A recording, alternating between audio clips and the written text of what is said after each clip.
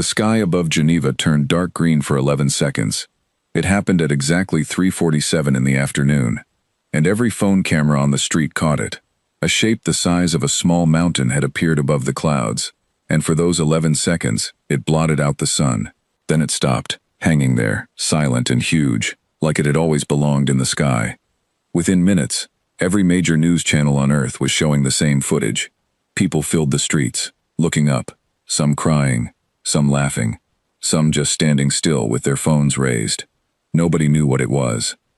Nobody knew what to say. For the first time in human history, something from beyond the stars had come close enough to see with the naked eye. It did not attack. It did not move. It simply waited. 6 hours later, every radio, television, and internet signal on the planet was interrupted by the same broadcast. It came in every language, perfectly translated, spoken in a calm and steady voice that did not belong to any human being. "People of Earth," the voice said, "you have been observed for 53 of your years. Your species has been classified as Tier 4, primitive but resource-rich. You are now formally contacted by the coalition of Voskari Dominion, referred to by lesser species as the Galactic Empire." The words kept coming, flat and mechanical, like someone reading a legal document. "You will submit to vassal status. You will provide tribute in the form of minerals, biological specimens, and labor. Failure to comply within 72 hours will result in planetary correction. This has happened to 11 other worlds. None of them chose correction twice." Then the broadcast ended, and the ship in the sky did not move again. In underground bunkers across the world, military leaders and scientists gathered within the hour. Generals who had spent their careers preparing for war between nations now stared at satellite images of a ship larger than most cities. Nobody spoke for a long moment. An American 4-star general named Marcus Webb was the first to break the silence. He was 61 years old, gray-haired, with the tired eyes of a man who had seen too many wars already. He looked at the screen showing the alien vessel and asked the question everyone was thinking. "Do we know what correction means?" A young astrophysicist named Dr. Priya Nair answered him. She had been part of a secret international project for the last 6 years, one that most people in the room did not even know existed. "We might," she said. "And I think you need to see something before we decide what to say back to them." She pulled up images on the main screen.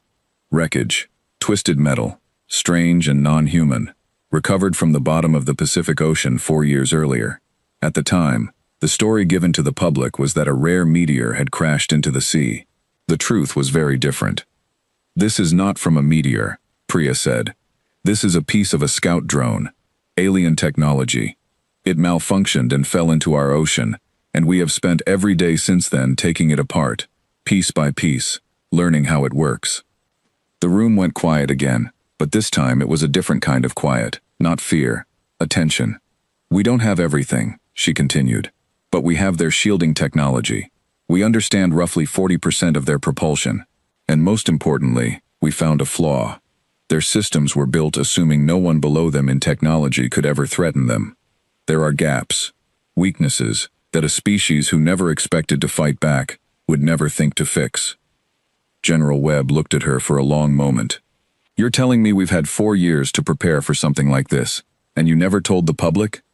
"We told the necessary people," Priya said.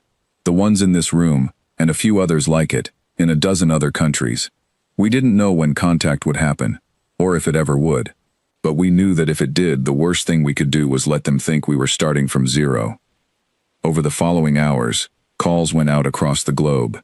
Presidents, prime ministers, and military chiefs spoke to each other in secure lines, some for the first time in years, despite old rivalries.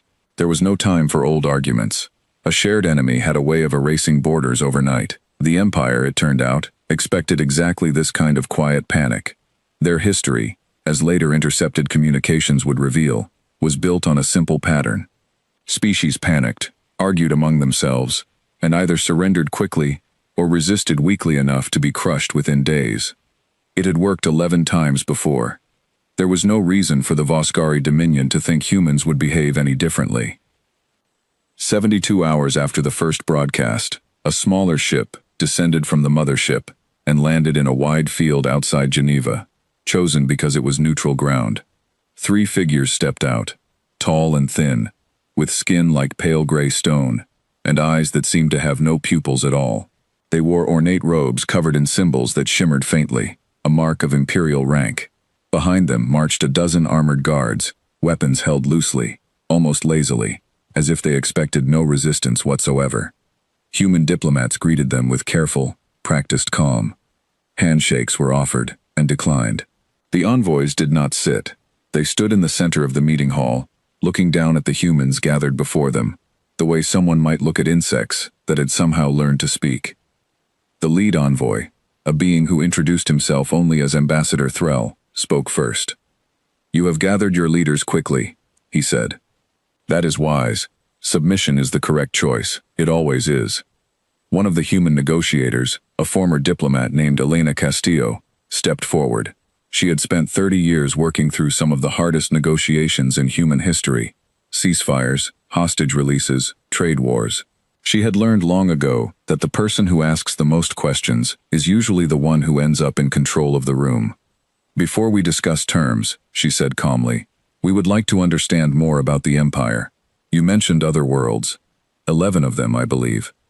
What happened to those who refused?" Threll seemed almost pleased by the question, as if he had been waiting for the chance to answer it. "They were shown the cost of resistance," he said. "Their military structures were destroyed from orbit. Their populations were reduced. Those who remained understood quickly that defiance serves no purpose against the Dominion." "And none of them ever fought back successfully?" Elena asked.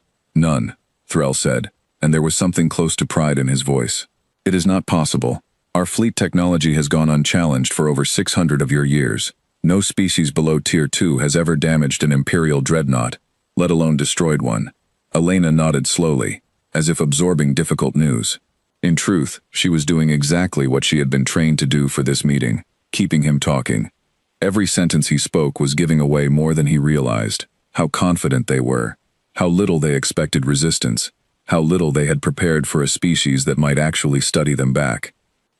While the meeting continued, hundreds of kilometers away, teams of engineers and soldiers were watching live feeds of the Envoy ship, the smaller shuttle sitting quietly in the field, its systems humming.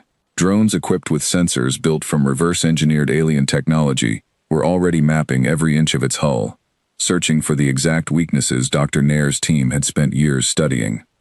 Nobody in that meeting hall said anything about war. The conversation stayed calm, filled with careful questions about trade goods, tribute amounts, and timelines. To Threll and his fellow envoys, it looked like exactly what they expected: a primitive species coming to terms with its new place in the galaxy. But in a command center buried deep beneath the Swiss Alps, General Webb watched the same feed with a very different expression. Beside him, Dr. Nair typed quickly, running final calculations on the shield frequencies they had extracted from the wreckage years before. "They think we're negotiating," Webb said quietly. "We are," Priya replied, not looking up from her screen. "Just not the way they think." Outside, the sky was clear and blue, the alien mothership still hanging silently at the edge of the atmosphere, patient and certain of its own victory. It had no reason to expect anything else. No species had ever answered the Dominion with anything but fear. That was about to change. The meeting hall in Geneva had been chosen for its size and its cameras, though only a handful of people in the world knew that every single object in the room, the table, the chairs, even the water glasses, had been fitted with sensors built from technology pulled out of a downed alien drone. Nothing about the room was accidental. Every angle had been planned. Ambassador Threll and his two fellow envoys sat, or rather stood, through hour after hour of careful conversation. Elena Castillo led most of it, asking question after question, in the calm, patient tone of someone who had all the time in the world. The other envoys, whose names were given as Vex and Osa, mostly stayed silent, occasionally exchanging glances that human observers could not quite interpret, though the body language experts watching the feeds noted subtle signs. Vex seemed nervous, shifting his weight often. Osa seemed bored, the way someone acts when they believe the outcome of a meeting is already decided. "Tell me about your fleet structure," Elena said at one point, her tone almost casual, like she was asking about the weather. "How many dreadnoughts does the Dominion maintain at any given time?" Threll answered without hesitation, the same way he had answered every question so far. Arrogance made him generous with information. The Dominion maintains a standing fleet of over 4,000 vessels across 17 sectors. This single dreadnought above your world carries enough firepower to end all organized life on 3 continents within an hour, should correction become necessary. Elena nodded, writing nothing down, though every word was being recorded and analyzed in real time by a team of linguists and military analysts 2 floors below. "That's a great deal of power for one ship," she said. "May I ask, has a dreadnought like this one ever been damaged in combat?" Threll's expression, if it could be called that, shifted into something like mild amusement. "Damaged, yes, on rare occasions, by rival Tier 1 civilizations during border disputes. Destroyed by a lesser species? Never. It is mathematically impossible. Your species does not yet understand what stands above you." "Then help us understand," Elena said. "What happened, exactly, to the last world that refused tribute?" This time it was Osa who answered, speaking for the first time. His voice was cold, almost bored. "The world of Kelesh Prime refused 8 of your years ago. They believed their orbital defenses could resist correction. They were wrong. 70% of their surface population was eliminated within the first day. The remaining 30% submitted by the second. And you're certain there is no way for a species to defend itself against this kind of attack?" Elena asked. "None have," Osa said simply. "None will. It is not arrogance to state a fact your own scientists could confirm, should you allow us access to demonstrate our technology directly." That offer, direct access to demonstrate their technology, was something the human negotiators had been hoping for since the meeting began. Access meant proximity. Proximity meant opportunity.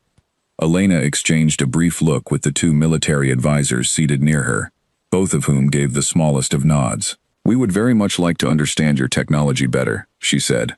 "Perhaps a smaller demonstration, here on the ground, so our scientists can observe safely." Threll considered this for a moment, then nodded, clearly seeing no risk in the request. Why would he? No species below them had ever posed a threat. "This can be arranged. Our shuttle carries defensive systems capable of demonstration without risk to your delegation." While the diplomats spoke, a different kind of work was happening far from the meeting hall. In a command bunker 200 kilometers away, Dr. Priya Nair sat surrounded by a team of engineers, watching real-time data stream in from the sensors hidden throughout the meeting room, and from drones quietly circling the alien shuttle parked in the field outside. "Their shield harmonics are almost identical to what we pulled from the wreckage," she said, pointing at a wave pattern on her screen. "Almost the same frequency, just scaled up for a bigger vessel." Beside her, a younger engineer named Sam Okafor leaned in closer. "So the same disruption pattern we used in the lab tests should work?" "In theory," Priya said, "but we've only tested this on drone-sized shields. This is a full military vessel. There's a big difference between poking a hole in a screen door and breaking down a bank vault door." "Then we make sure it only has to work once," Sam said. General Webb had been listening from across the room, arms crossed, watching the meeting feed on a second screen. "The Envoys just offered a technology demonstration," he said. "That means their shuttle systems will be active and broadcasting soon. If there was ever a window to study them up close, this is it." Priya nodded slowly. "It's also a window for something else." Webb turned to look at her. "You're not just talking about study anymore." "No," she said. "I'm talking about the fact that in a few hours, 3 of the highest-ranking members of an empire that has never lost a war will be sitting inside a lightly guarded shuttle on our own soil, surrounded by security they believe is beneath serious consideration." The room went quiet. Everyone understood what she was suggesting, even though nobody said it directly yet. It was too large a step to speak aloud carelessly, even in a secure bunker. Webb finally spoke. "If we strike and fail, we've confirmed everything they believe about us. If we strike and succeed, then for the first time in 600 years, Priya said, someone actually damages one of their ships, and they'll have to explain that to the rest of the galaxy." Back in Geneva, the meeting continued for another 2 hours, filled with polite discussion about tribute schedules, resource quotas, and administrative details of what vassal status would supposedly look like. To the envoys, it was simply the final formality before another successful conquest. They had done this 11 times before. Humans, they believed, were only the 12th entry in a long and predictable pattern. What they did not know, what nothing in their intelligence reports had prepared them for, was that this particular species had spent the last 4 years quietly building an answer to a question they had never been asked before. What happens when the primitive world has already been studying you back? As the sun began to set over Geneva, Ambassador Threll stood from his seat, satisfied with how the day had gone. "We will return tomorrow to finalize the tribute agreement," he said. "Your species has shown appropriate wisdom in accepting reality quickly. This will make the transition easier for your population." Elena rose as well, offering a small, polite nod. "We appreciate your patience," she said. "We look forward to understanding your technology better tomorrow, during the demonstration you offered." Threll seemed pleased by this, mistaking careful diplomacy for genuine submission. He and his fellow envoys walked out of the meeting hall, flanked by their guards, back toward the shuttle waiting quietly in the field outside. None of them noticed the drones circling far above, invisible against the darkening sky, recording every last detail of the shuttle's shielding as it powered up for the night.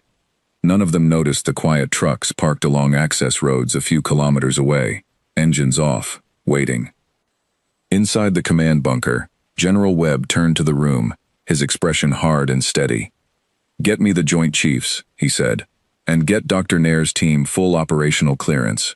If this works, we're going to need to move fast, and we're only going to get one real chance to do it right." Priya looked at the screen showing the alien shuttle, its running lights blinking calmly in the dark field, guarded by soldiers who had never once considered that the beings standing before them might already be counting down the hours until everything changed. "They think tomorrow is about paperwork," she said quietly. "They have no idea what's coming." The field outside Geneva was quiet just after midnight. The alien shuttle sat under a soft blue glow from its own hull lights, its guards standing in loose formation around it, relaxed in a way that only comes from 600 years of never losing. They had no reason to expect trouble. No species had ever tried anything against the Dominion and lived to tell of it.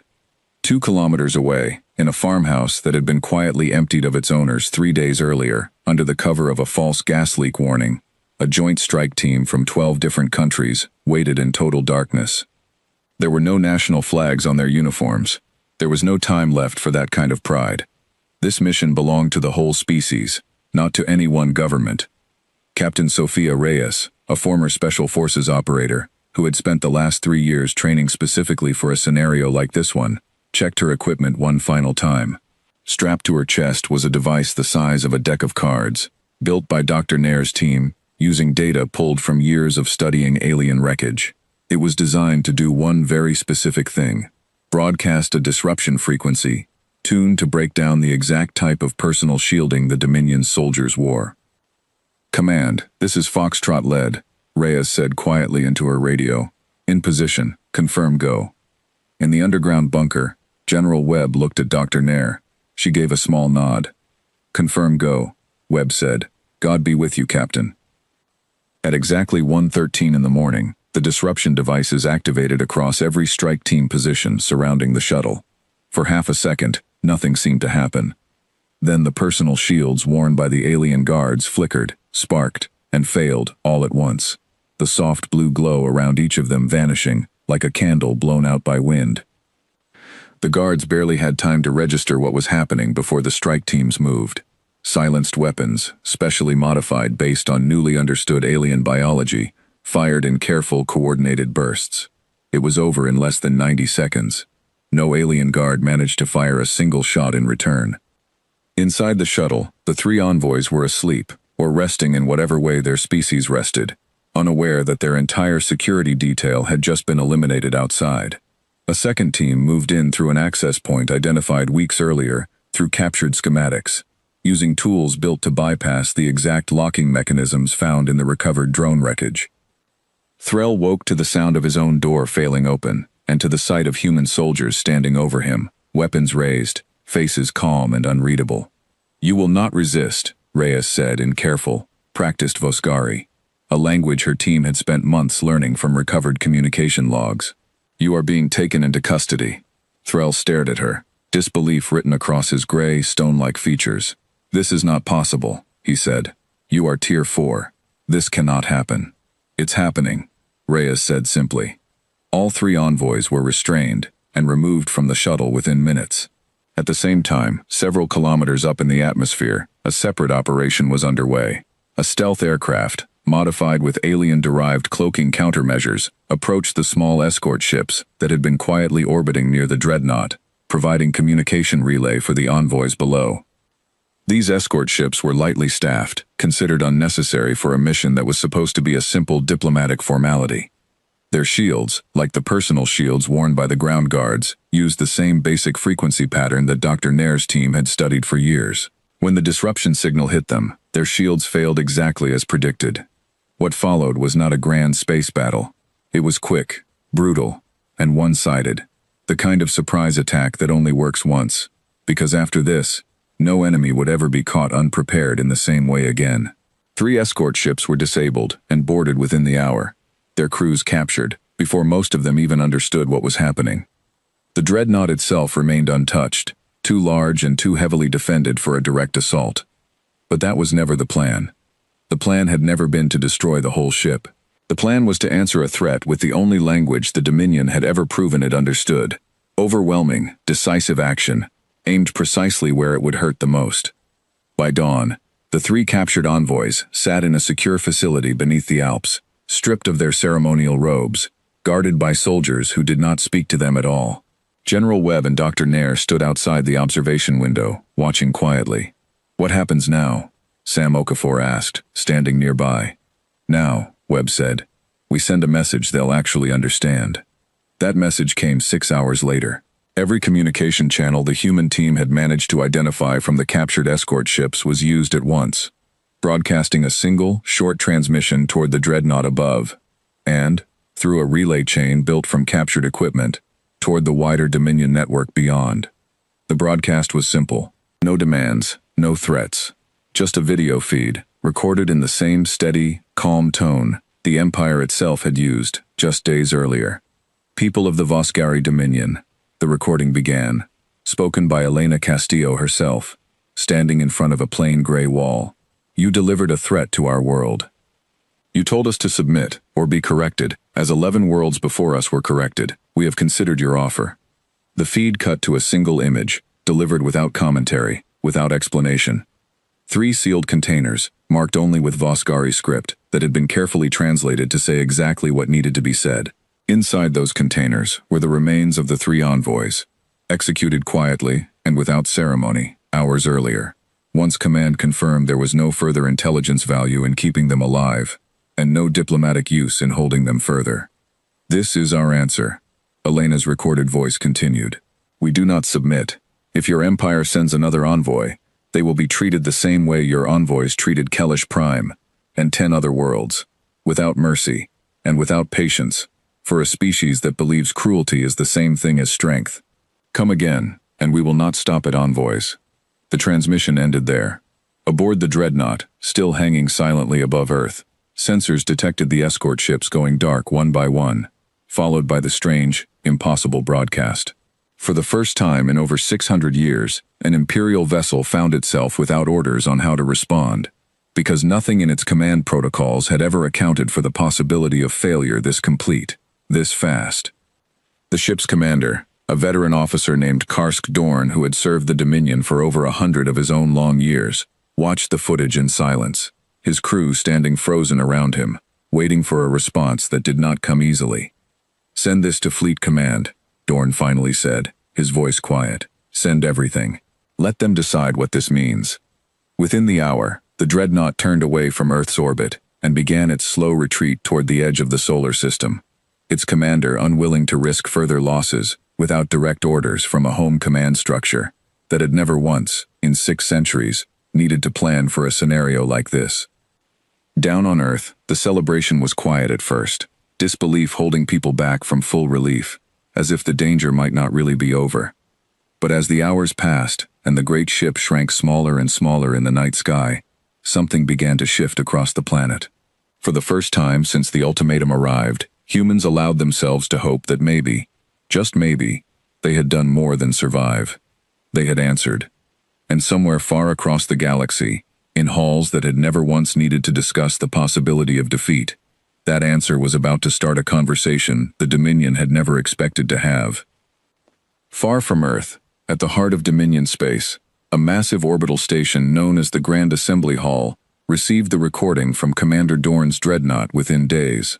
It spread through the highest levels of Voskari command, like fire through dry grass. Generals who had spent their careers approving simple, routine conquests now sat in stunned silence, watching footage of 3 dead envoys and a message that no lesser species had ever dared to send before.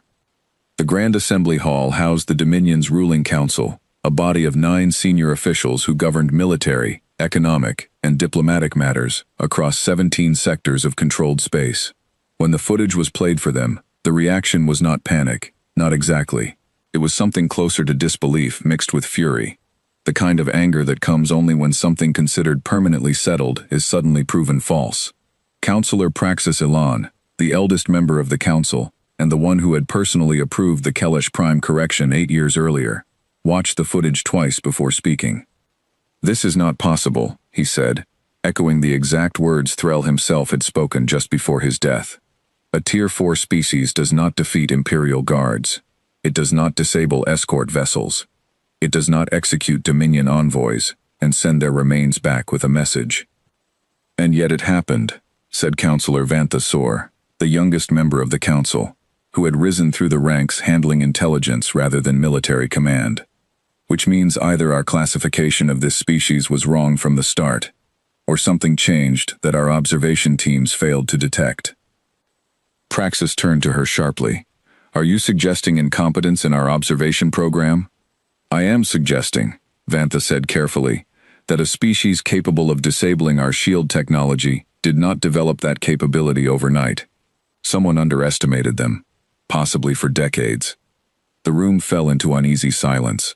Nobody wanted to be the one blamed for the failure, and nobody yet understood exactly how deep that failure went. Somewhere in the depths of a records archive, a junior officer would eventually be tasked with tracing the missing scout drone reports from 4 years earlier.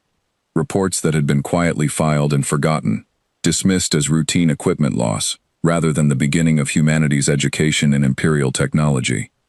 For now, the Council argued, some pushed for immediate, overwhelming retaliation, a full invasion fleet capable of erasing all resistance within days, regardless of cost. Others urged caution, warning that news of the envoys' deaths was already spreading faster than expected among the subject worlds under Dominion control. Worlds that had lived under quiet fear for generations, watching for any sign that the Empire could be challenged.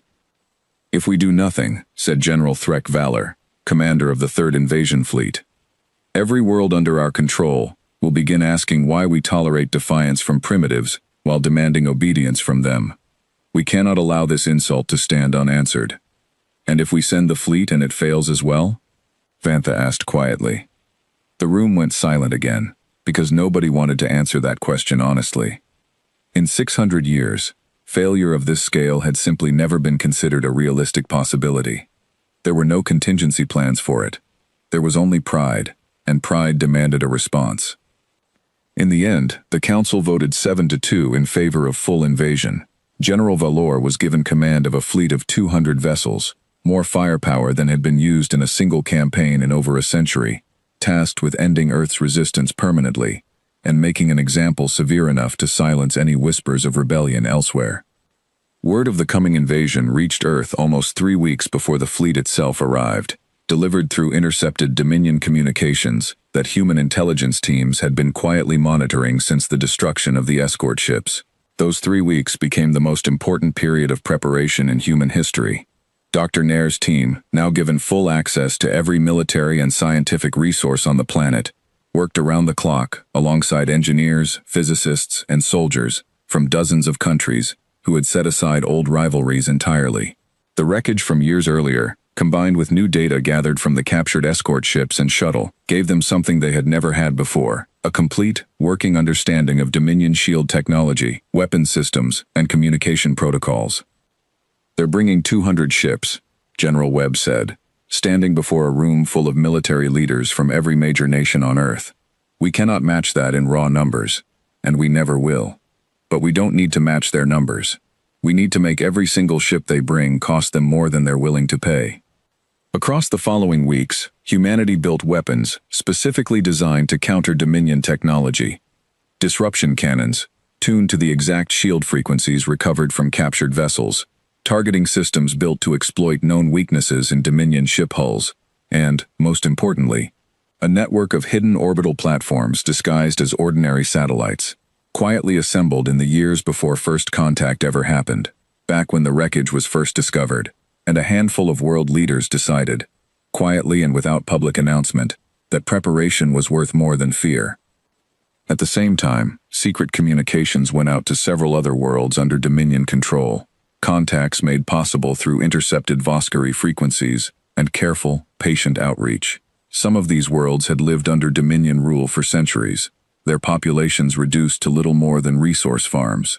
When they learned that a Tier 4 species had killed Imperial envoys and destroyed escort ships without losing a single soldier, some of them began, quietly and carefully, offering what help they could. Smuggled technical data, warnings about fleet movements, and in a few cases, small numbers of defectors willing to share information in exchange for the promise of freedom, should humanity somehow win.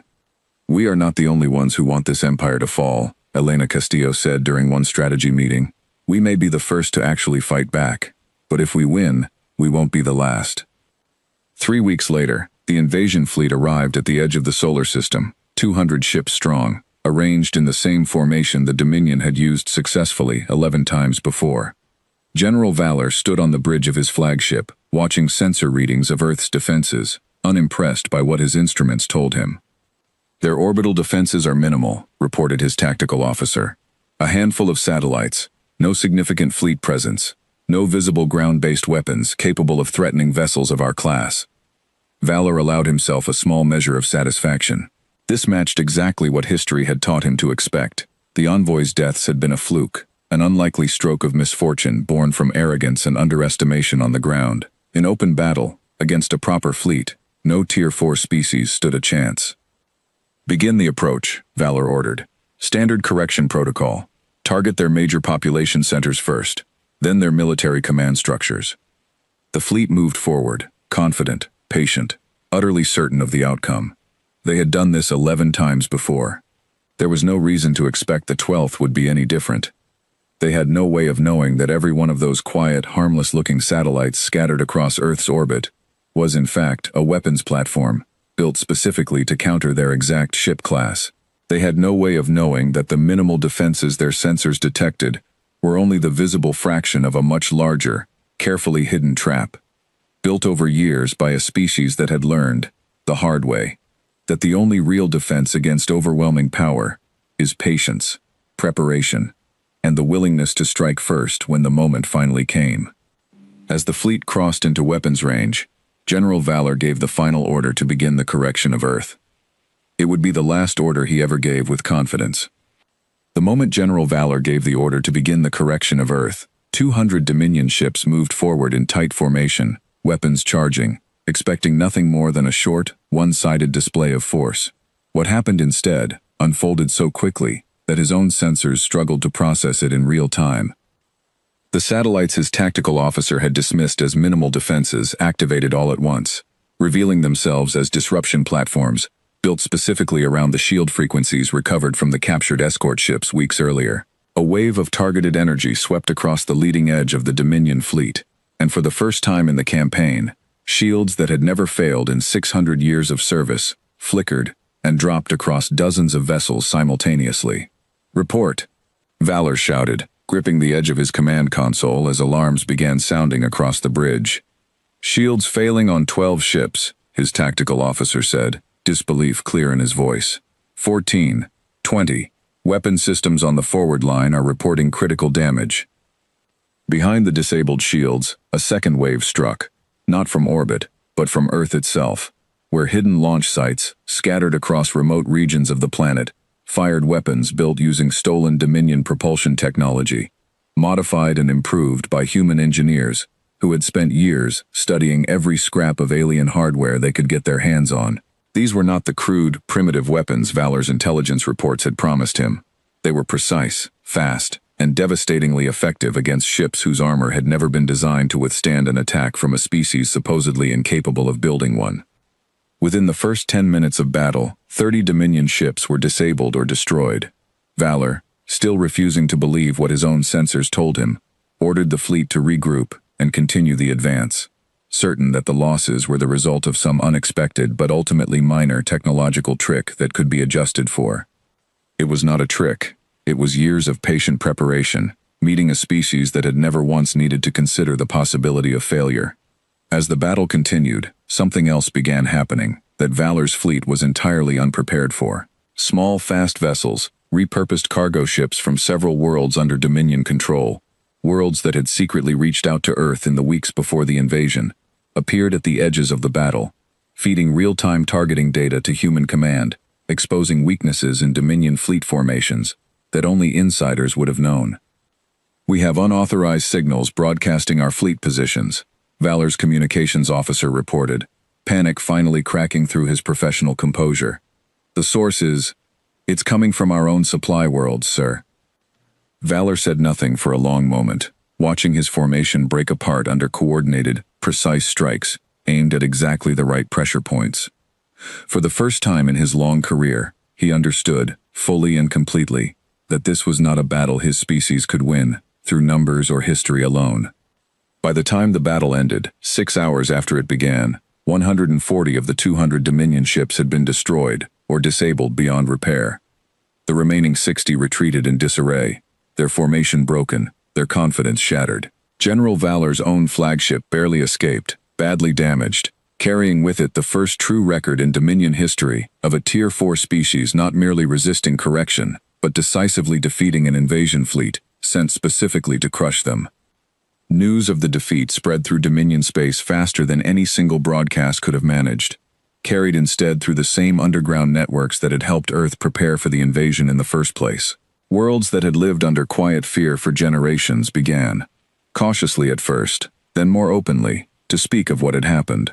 A primitive species had killed Imperial envoys. A primitive species had destroyed escort ships without losing a soldier. And now, a primitive species had broken an invasion fleet sent by the most powerful military force in known space.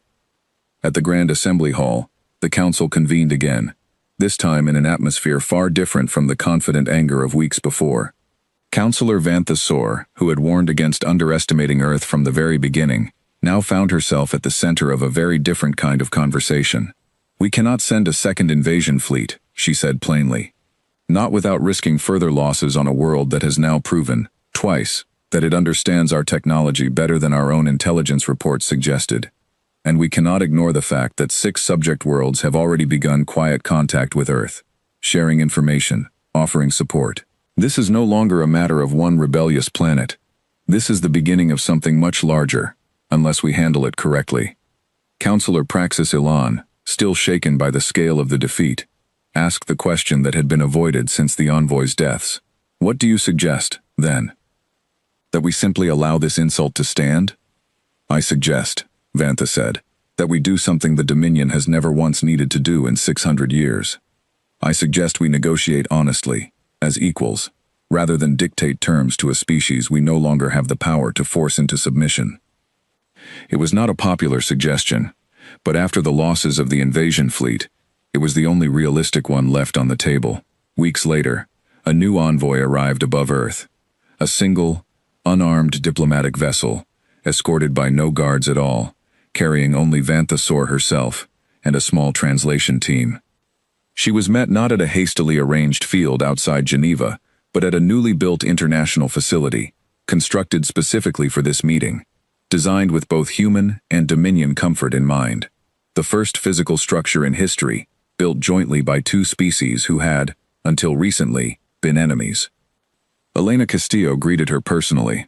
"You've come a long way for someone representing an empire that recently tried to destroy us," Elena said, not unkindly, simply stating the situation as it was.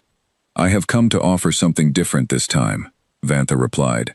"Not correction, not tribute, a genuine discussion of terms between 2 powers, each capable of hurting the other badly enough that neither benefits from continued conflict." The negotiations that followed were long, careful, and often tense, but they were negotiations, not ultimatums. Earth did not become a vassal world. It became, cautiously, something the galaxy had never quite seen before. An independent Tier 4 species that had fought off the Dominion twice and now sat, uneasily but firmly, at the edge of galactic politics as a power to be respected rather than dismissed. In the months that followed, quiet contact continued growing between Earth and the subject worlds who had first reached out during the invasion. Some sought alliance. Others simply wanted to know how it had been done, hoping that if one species could stand against 600 years of Dominion rule, perhaps others could find the courage to do the same. Humanity, once classified as primitive and resource-rich, now found itself in an unfamiliar position. Not as a conqueror, and not as the conquered, but as something new. A name spoken carefully across star systems that had never needed to speak carefully about anything human before. General Webb, standing on the observation deck of the very first joint facility built with Dominion cooperation, watched the stars quietly one evening, Dr. Priya Nair beside him. "Do you think this is over?" she asked. Webb considered the question for a long moment before answering. "I think this is the first chapter," he said. "The galaxy just learned that we're not who they thought we were. What we do next, that's what decides who we actually become." Above them, the stars continued their slow, silent turning, indifferent to the shift that had just taken place among the countless civilizations scattered across their light. But for the first time in 600 years, one species among them had proven that even an empire built on centuries of unquestioned power could be made to answer for the threats it made, and that sometimes, the smallest and youngest voices in the galaxy were the ones capable of changing everything.